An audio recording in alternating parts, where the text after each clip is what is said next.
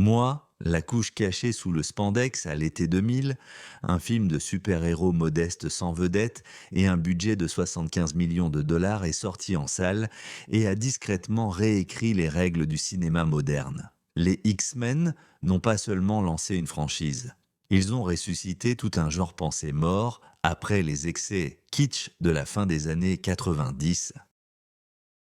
Mais si je te disais que le vrai pouvoir du film ne tient pas à ses mutants ni à l'action, mais à des paris créatifs, des sacrifices personnels et des choix thématiques qui échappaient à la plupart des fans. Et si la raison pour laquelle il résonne n'était pas les griffes de Wolverine, mais qu'il glisse un appel à la tolérance dans un blockbuster d'été.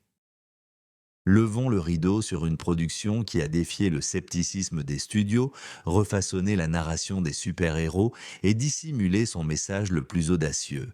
En pleine lumière, voici le détail qui modifie votre façon de le voir. Non pas comme un simple spectacle de bande dessinée, mais comme un acte discret de défi culturel. Deux origines dans une époque sceptique, à la fin des années 90. Ils n'ont pas été cléments envers les films de super-héros. Après l'échec néon du Batman et Robin en 1997, les studios traitaient les caps comme des déchets radioactifs, trop toxiques pour toucher les comics Marvel. Autrefois icône de la culture pop, un titan était en faillite, vendant des droits cinématographiques comme des stocks de liquidation, juste pour rester à flot dans ce vide. Le 20th Century Fox, qui avait acquis les droits des X-Men en 1994, mais les avait laissés dormir pendant des années. Difficile de savoir comment adapter une bande dessinée ambitieuse et engagée socialement en un film viable. Voici Bryan Singer, un réalisateur de 34 ans sorti du succès indépendant The Usual Suspects, sans aucune expérience en effets visuels ni en chorégraphie d'action, mais portant une profonde connexion personnelle au thème central des X-Men, l'altérité. C'était le chanteur qui a insisté pour que le film s'ouvre, non pas sur une bataille, mais sur des images grainées en noir et blanc d'Auschwitz.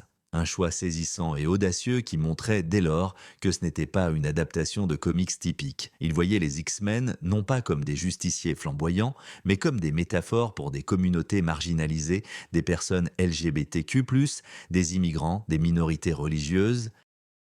À une époque où Hollywood grand public évitait les messages politiques explicites, blockbuster, chanteur et scénariste David Hayter écrivit un script portant son allégorie comme une seconde peau, visible seulement si l'on paraissait invisible et si l'on ne cherchait que des explosions.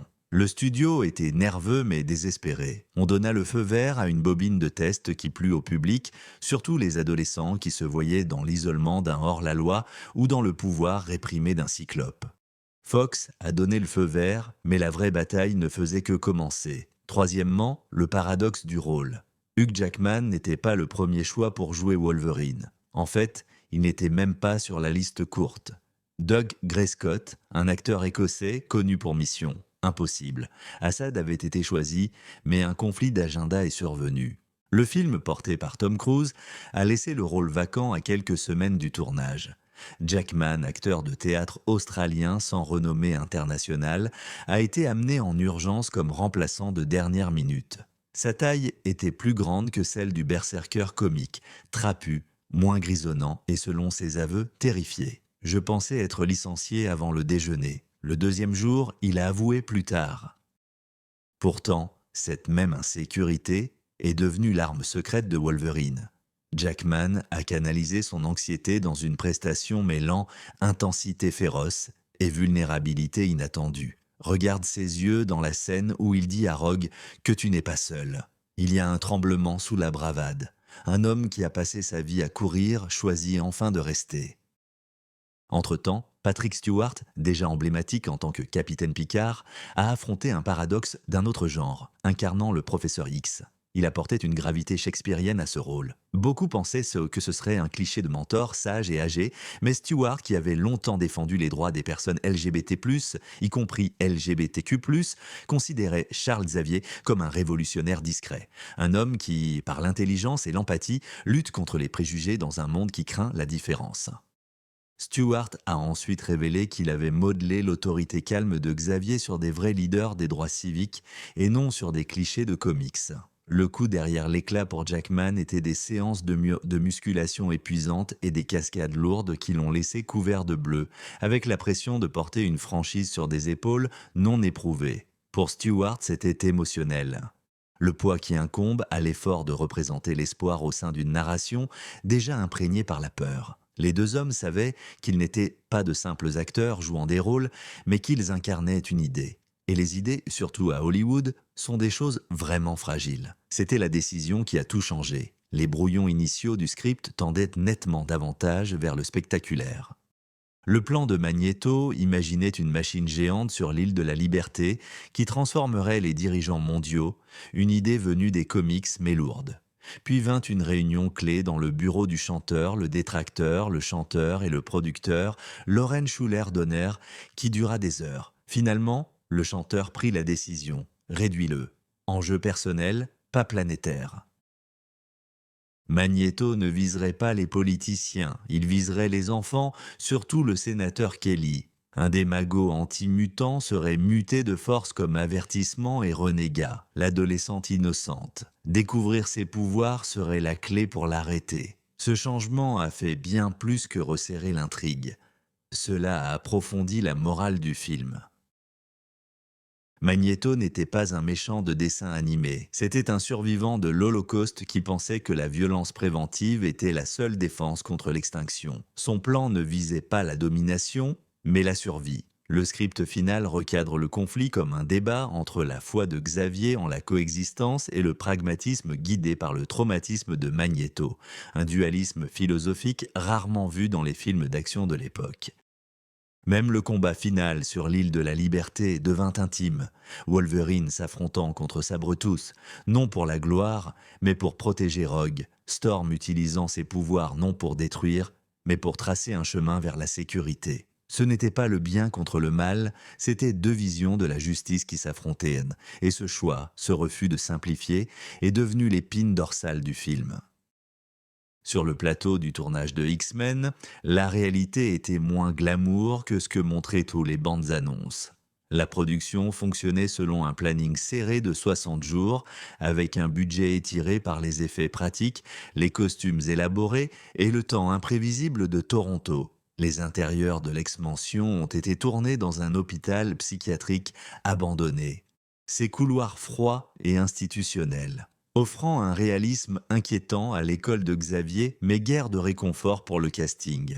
Ian McKellen, Magneto, est arrivé sur le tournage, bouleversé par la mort de son partenaire. Il a canalisé ce chagrin dans l'intensité hantée d'Eric Scher, mais le coup émotionnel était réel. Plus tard, McKellan a admis que Magneto soulevait une voiture de police d'un seul geste, filmée en prise unique grâce à des fils invisibles et une chorégraphie précise. 17 essais, chacun l'épuisant davantage. Entre-temps, Anna Paquin, âgée de 11 ans et couronnée d'un Oscar pour deux pianos, avait du mal avec l'arc émotionnel de Rogue. L'incapacité du personnage à toucher autrui sans absorber leur force vitale était plus qu'un artifice narratif. C'était une image de l'isolement des ados et Pac Quinn s'y livrait franchement. Mais les exigences physiques furent brutales. Des heures de maquillage pour la mèche blanche et les cheveux, des costumes serrés et la séquence du camion frigorifique où elle est kidnappée et gelée à mort. Elle a développé une légère hypothermie pendant le tournage et a dû être enveloppée dans des couvertures thermales entre les prises. Le studio, pendant ce temps, restait nerveusement sur le qui-vive. Des dirigeants de Fox envoyèrent chaque jour des mémos remettant en question le manque d'humour du film et indiquant qu'il y avait trop de dialogue. À un moment donné, ils exigèrent plus de répliques pour Wolverine. Singer refusa. Ce n'est pas Spider-Man du tout. Il leur a dit que ces gens ont peur, ils devraient en avoir l'air. La tension était palpable, tout comme l'engagement du casting. Ce n'était pas un film tiré d'une bande dessinée, c'était une prise de position, et les prises de position ne se perdent pas cher. 6, ce que la plupart des fans ratent en revoyant X-Men aujourd'hui. Et vous remarquerez des détails qui transforment l'expérience de visionnage tout entière. Prenez les crédits d'ouverture, pas les logos tape à l'œil ni la musique tonitruante, mais un lent défilement des gros titres des journaux. Un mutant écrit, la protestation vire à la violence. Les parents ont peur, L'intégration scolaire est entièrement fabriquée pour le film, mais étrangement familière. Ils instaurent l'hostilité du monde avant qu'un seul mutant n'apparaisse. Puis il y a l'utilisation de la couleur. Le manoir de Xavier baigne des tons d'or et de bleu, le repère de Magnéto, l'acier froid, des angles nets, des ombres qui avalent la lumière. Même les costumes racontent une histoire. Les X-Men portent un cuir noir, lisse et uni. Non pas parce que c'est chic, mais parce que Singer voulait qu'ils aient l'air d'une équipe forgée par la nécessité, non par la mode. Mais le micro-détail le plus révélateur réside dans les plaques d'identification de Wolverine tout au long du film. Il ne les enlève jamais, pas dans la scène de la douche, pas pendant les combats, pas même lorsqu'il est inconscient. Ce sont là ses seuls liens avec le passé. Il ne se souvient pas d'un unique repère visuel pour sa crise d'identité. Et dans la scène finale, lorsqu'il quitte le manoir pour trouver des réponses sur ses origines, il les touche une dernière fois. C'est un battement silencieux, facilement manqué, mais il en dit véritablement long. Ce n'est pas seulement un homme aux griffes, c'est un homme qui cherche un nom. La plupart des fans passent à côté de la façon dont la partition du film, composée par Michael Kamen, tisse des motifs liturgiques juifs dans le thème de Magnéto, un discret clin d'œil à son passé d'Auschwitz qui approfondit sa tragédie sans une seule ligne de dialogue. Ces choix ne criaient pas. Ils ont enduré. 7. Le conflit dans les coulisses des X-Men était pris dans un tiraillement entre l'art et le commerce. Fox voulait un film d'action sûr et grand public, très accessible. Le chanteur et son équipe voulaient un film qui posait des questions vraiment inconfortables. Qu'est-ce que cela signifie d'être normal? Qui peut vraiment décider? Le studio a résisté fermement. Ils se sont opposés au prologue d'Auschwitz, le qualifiant de trop lourd pour un film d'été. Singer est resté ferme. Si nous perdons cela, nous perdons l'âme du film. Il a soutenu avoir gagné, mais de justesse. Puis vint la bataille du marketing. Les bandes annonces misent sur des explosions et des grognements de Wolverine, minimisant le commentaire du film. Les fans de commentaires sociaux, qui s'attendaient à Matrix avec des mutants, ont été déroutés par les débats philosophiques et le poids émotionnel. Les critiques étaient départagées. Certains louèrent de son intelligence, d'autres le trouvèrent film parlant et morne. Le film a attiré 54 millions de spectateurs mais sans battre de record. Et les dirigeants du studio exigèrent une suite plus d'action, moins d'angoisse. En quelques mois, quelque chose changea. Les adolescents commencèrent à citer la réplique de Xavier. Ce n'est pas parce que quelqu'un est différent qu'il est dangereux dans les couloirs scolaires. Des groupes LGBTQ+, ont vraiment bien accueilli le film comme une allégorie de l'annonce de soi. Les éléments mêmes que Fox craignait sont devenus son héritage. Le conflit n'a pas été simplement résolu, il s'est avéré légitime. Merde à l'ironie. Voici l'ironie. Personne ne l'avait prévu. X-Men était jugé comme un banal film de super-héros, mais il a pourtant préparé le terrain pour une ère plus consciente socialement du cinéma de super-héros. Son succès, convaincre les studios que le public accueillerait des thèmes complexes enveloppés dans du spandex, ouvrant la voie au Chevalier Noir, à la Panthère Noire, voire The Boys. Mais l'ironie la plus profonde réside dans son casting. Hugh Jackman, le remplaçant de dernière minute, est devenu synonyme de Wolverine pendant 17 ans, plus longtemps que n'importe quel acteur n'a jamais interprété de rôle de super-héros. Il ne se voyait jamais comme un acteur de super-héros. Il l'a qualifié d'un heureux accident. Et puis Magnéto. Ian McKellen, shakespearien et gay assumé, a incarné un survivant de l'Holocauste, luttant pour les droits des mutants et a donné voix à des générations de personnes marginalisées qui voyaient leur lutte reflétée dans sa fureur et sa douleur. McKellen a dit que jouer Magnéto l'aidait à comprendre ses expériences de discrimination, transformant un méchant en un véhicule de guérison. Le film, presque trop politique pour son époque, est devenu une bouée pour ceux qui se sentaient invisibles. Voilà l'ironie. Ce que Hollywood craignait comme risqué devint sa plus grande force. 9. La percée des X-Men n'a pas seulement réussi, elle a redéfini le succès. Elle a rapporté environ 296 millions de dollars dans le monde, prouvant que les films de super-héros pouvaient être intelligents et lucratifs. Plus important, elle a changé la façon dont les studios abordent les adaptations. Fini les costumes en caoutchouc et le kitsch. Désormais, les répliques s'appuient sur un réalisme tangible, la profondeur des personnages et une ambition thématique. L'influence du film s'est propagée dans toute la culture pop. Joss Whedon l'a cité comme source d'inspiration pour Buffy contre les vampires. Christopher Nolan a étudié son ton avant Batman Begins. Même les premiers films des MC ont repris sa structure d'ensemble et son ambiguïté morale, mais la véritable percée fut que des expressions culturelles comme Mutant and Proud entrèrent dans le lexique. Des lycéens ont créé des clubs X-Men, refuge sûr pour les exclus et les marginalisés surtout. Des enseignants ont utilisé le film pour parler des préjugés dans les cours d'éducation civique et sociale et pour encourager l'esprit critique. En 2001, GLAAD a attribué à X-Men un prix médiatique pour sa représentation des identités marginalisées, première pour un film de super-héros. Le film n'a pas seulement diverti, il a donné du pouvoir. Et plus de 20 ans plus tard, il demeure urgent. Les répercussions de X, les carrières lancées par les X-Men, se lit comme le panorama des grandes figures du cinéma moderne. Hugh Jackman est devenu une star, mais il n'a jamais oublié le message du film. Plus tard, utilisant sa plateforme pour défendre la santé mentale et les droits LGBTQ+, James Marsden, dans le rôle de Cyclope, a trouvé une profondeur nouvelle. Beaucoup l'ont parfois trouvé rigide.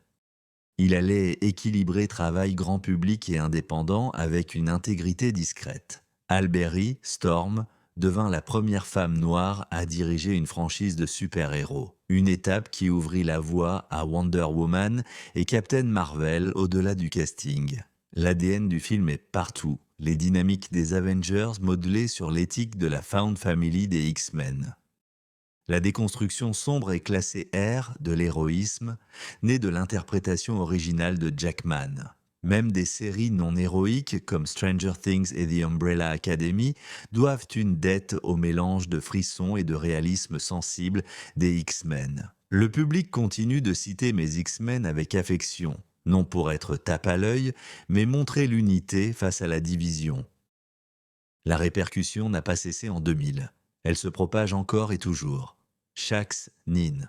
Pourquoi cela perdure? Alors pourquoi X-Men compte-t-il encore? Parce qu'il a compris quelque chose de fondamental. Les histoires de super-héros ne parlent pas de pouvoir. Elles parlent de personnes. Le génie du film ne résidait pas dans ses effets numériques ni dans sa chorégraphie de combat. C'était dans son empathie. Il regardait l'enfant qui se sent exclu, l'adulte à qui l'on dit qu'il est trop ou pas assez et disait « ta différence n'est pas un défaut ». C'est ta force. Ce message était radical en 2000. Il est essentiel dans 22-25 dans une ère de montée de l'intolérance, d'isolement algorithmique et de guerre d'identité. Les X-Men restent un phare, non pas parce qu'ils offrent des réponses faciles, mais parce qu'ils osent poser les bonnes questions. Et maintenant, armés de ces couches cachées, vous ne le regarderez plus jamais de la même manière. Les griffes, les capes et les slogans qui les accompagnent fidèlement. Ils ne sont que la surface apparente, absolument. Sous eux se cache vraiment un appel à la compassion. C'est aussi d'actualité aujourd'hui, tout comme il y a 25 ans. Le revoir avec des yeux neufs. Regardez les X-Men, encore une fois, non pas comme une relique, mais comme une révélation. Remarquez les regards discrets, les silences lourds, le courage de ses convictions. Et dites-nous dans les commentaires quel moment vous a frappé autrement lorsque vous avez découvert la vérité sous la surface. Si cette plongée a changé votre regard sur le film, mettez un like, cela aide plus de fans à découvrir l'histoire derrière l'histoire, car certains messages ne s'effacent pas. Ils évoluent et celui-ci ne fait que commencer.